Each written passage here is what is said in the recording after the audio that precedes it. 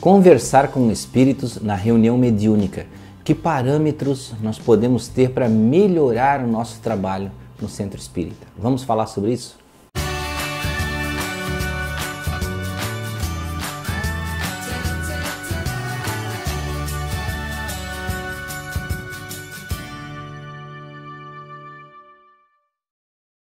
Olá amigos do canal Aprendendo sobre Mediunidade, sejam bem-vindos a mais um vídeo. Neste vídeo nós vamos falar sobre conversar com espíritos na reunião mediúnica. Bem, muita gente chama, nós chamamos assim tradicionalmente de doutrinação, mas tem muitas pessoas que chamam de nomes diferentes: tratamento, psicoterapia, socorro, diálogo, conversa. Não importa, você vai conversar, de qualquer forma, dentro desse entendimento, você vai conversar com o espírito para tentar fazer com que ele entenda a sua situação, para ver quais são as suas necessidades, se ele precisa de ajuda, se ele precisa ser auxiliado e de que forma você pode auxiliá-lo. Vejam que a tarefa daquela pessoa que faz a doutrinação, que conversa, que é o dialogador com o espírito, é muito importante. E não pode ser feita de improviso, Nós não podemos pegar uma pessoa que, por exemplo, não tem conhecimento nenhum da doutrina espírita e dizer assim: olha, você agora vai ser o dialogador com espíritos. Veja que nós estamos correndo o risco, de fazer um mau trabalho e ainda de não auxiliar e talvez até piorar a situação dos espíritos que são atendidos. Então vejam que cada espírito que vem ali, ele comparece com um problema. Às vezes é o trauma da morte, a vontade de voltar para casa, desejo de vingança, raiva, apego, e um número de coisas que podem acontecer com ele. Ele pode vir com essa necessidade e ele precisa superar isso para que ele possa seguir em frente, para que ele possa ir para outras atividades no plano espiritual de forma saudável, ou seja, viver a sua vida. Então, basicamente podemos dizer que é uma terapia, que o doutrinador vai ser o terapeuta daquele espírito. Então ele precisa ter bases de conhecimento para ele ser o doutrinador. A boa intenção, gente, é muito legal ter boa intenção, mas é muito necessário você ter conhecimento, tá? A primeira coisa que o doutrinador precisa ter é conhecimento da obra de Kardec. Como que ele vai atuar com um espírito que tem necessidades ali devido à sua situação, de estar desencarnado, e ele não vai conhecer como é que é o plano espiritual baseado em Kardec. Então ele precisa ter toda essa base, seja do Livro dos Espíritos, para ele entender o que é fluido, como os espíritos se movem, por que eles podem se estagnar na Terra ou não, como na Gênese, para saber de onde vieram, como nasce, todas essas coisas, gente, o doutrinador precisa ter em mente. Toda a base do Evangelho, segundo o Espiritismo, para compreender o sentimento, compreender a filosofia que é espírita, que é baseada na filosofia do Cristo, no ajudar ao próximo. Então ele precisa ter esse conhecimento. O entendimento do Livro dos Médiuns. Aí você vai dizer: mas o doutrinador ele não é médium, por isso que ele é doutrinador. Não, mas ele precisa entender a mediunidade para compreender a comunicação, para ele entender o que está acontecendo com o médium ali e como ele está se relacionando. Até porque no Livro dos Médiuns fala muita coisa da vivência dos espíritos e você precisa entender. E no O Céu e o Inferno você vai ver muitos casos, muitas ocorrências de Kardec com espíritos e ele relata como aconteceu. Então vejam que os 5 principais livros da doutrina espírita, o doutrinador precisa ter conhecimento amplo para ele poder conversar com os espíritos. E não basta ele dizer assim: eu li uma vez. Ele precisa estudar constantemente, revisar constantemente esses livros. E, é claro, muitos outros livros, como, por exemplo, principalmente O Diálogo com as Sombras, do Hermínio Miranda. E tem um inúmero, eu não vou citar, a obra de Chico Xavier, lá, o André Luiz, Emmanuel, Joana de Ângeles. São tantos livros que existem para o doutrinador ler, para ele compreender a sua função e como ele vai ajudar o espírito. Então é muito importante para que ele seja eficiente.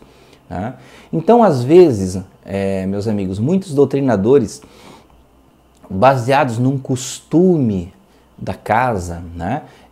E de certa forma estão cobertos por um manto religioso e não por um manto científico de entendimento da realidade, né? Então, quando o Espírito se manifesta, e vamos dar um exemplo para vocês, né? Ele se manifesta e diz que está sofrendo muito, que está sentindo dores. O que muitos doutrinadores fazem? Calma, meu irmão, calma, já vamos encaminhar você já pode deixar o médium. Ele não conversa. Ele vê o problema na frente dele e ele já encaminha, já vai dizer, vamos encaminhar você. É claro, em alguns casos, o espírito ainda não tem condições de conversar, né? Então, o doutrinador, por segurança, né, por segurança da reunião, segurança do médium, para aquele sentimento, né, não fique crescendo dentro do médium e atrapalhe a própria comunicação, então o doutrinador deixa por alguns segundos a comunicação e ele entende-se com o espírito que, olha, agora você precisa sair, você precisa deixar o médium porque agora você vai receber um socorro, né? Então veja que aí o médium, consciente ou mesmo inconsciente estando ali ao lado, ele vai repelir o espírito aos poucos de forma a ele incompatibilizar, né, a comunicação com ele. E aí aquele espírito vai sair e vai ser socorrido. Mas muitos doutrinadores se viciam nesse parâmetro, né, de você logo dizer assim, olha, você precisa receber ajuda, então, e ele já expulsa o espírito, ele já manda o espírito embora. E ele não busca elementos, como por exemplo, tentar descobrir, calma meu irmão, você já percebeu que está em um lugar diferente? Você já tocou a sua mão? Fazer ele tocar a mão, para ele sentir que é a mão de um médium e não a mão dele. Tá? Você já percebeu que tem outras pessoas diferentes à sua volta? Para quê? Para que aquele espírito saia, né, daquela realidade paralela que ele vive, do sofrimento, porque sim, nós vivemos uma espécie de viciação mental, uma espécie de monopólio de um tipo de pensamento, e aí nós ficamos parados naquela cena, que muitas vezes pode ser a cena da morte, a cena da casa, da família, e nós não saímos daquilo. Então o dialogador ele precisa ter elementos para transformar. Alguns dialogadores são muito incisivos, e sim, o dialogador precisa ser incisivo em certos momentos, quando o espírito quer exagerar na comunicação, ou ele quer ser muito raivoso, ali, ele quer demonstrar poder, ele precisa ser incisivo, não bravo. Né? Não é ser bravo, não é bater na mesa, não é contrapor o espírito, ele precisa ser incisivo, direto. Olha, aqui você não pode fazer tal coisa. Nessa casa você não pode realizar esse ato, porque aqui você está para tratamento. E estamos respeitando você e é necessário que você nos respeite. E, gente, normalmente os espíritos aceitam. E quando não aceitam, eles vão embora. Né? Então, é uma necessidade. Mas o dialogador, ele nunca pode concorrer com o espírito, tentar vencer. Não pode se tornar uma competição entre o espírito comunicante e o doutrinador. Porque geralmente o doutrinador perde. Por quê? O que acontece? O ego dele vai se sobressair.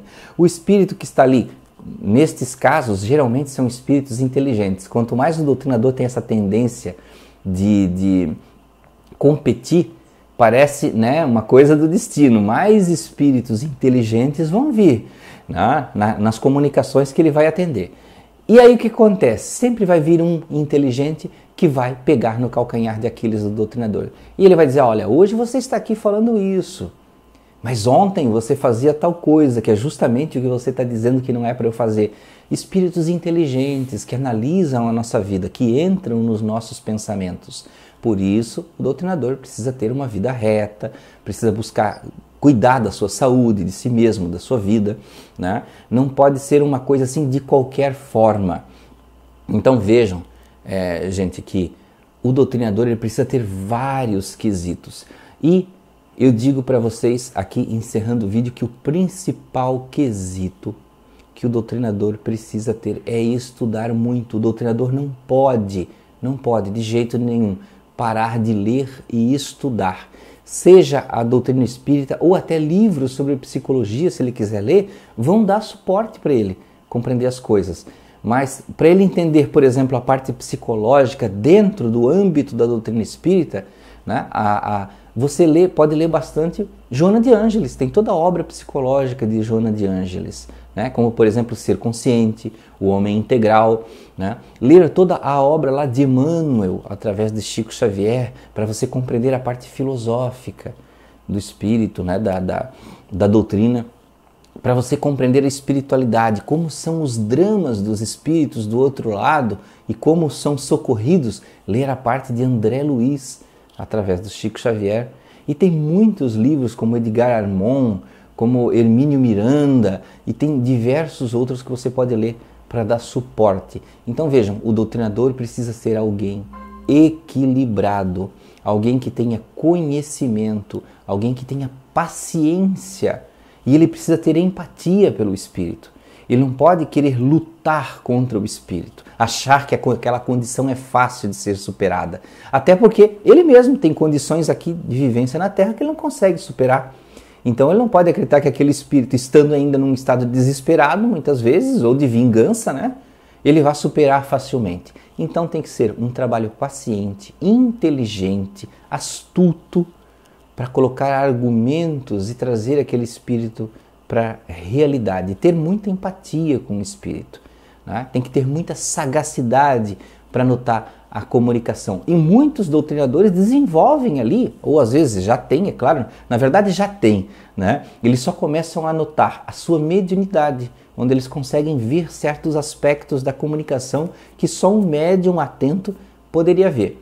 Então, meus amigos, muito obrigado por ficar até aqui, mais um vídeo do canal Aprendendo sobre Mediunidade. É um tema muito extenso. Eu não quis aqui com esse vídeo dar um curso de doutrinação, porque isso teria que ter aí uma extensão muito grande de assuntos, de pormenores para nós entrarmos, mas foram alguns toques para melhorar a qualidade do trabalho na Casa Espírita. Muito obrigado por ficar até aqui. Até o próximo vídeo do canal Aprendendo sobre Mediunidade.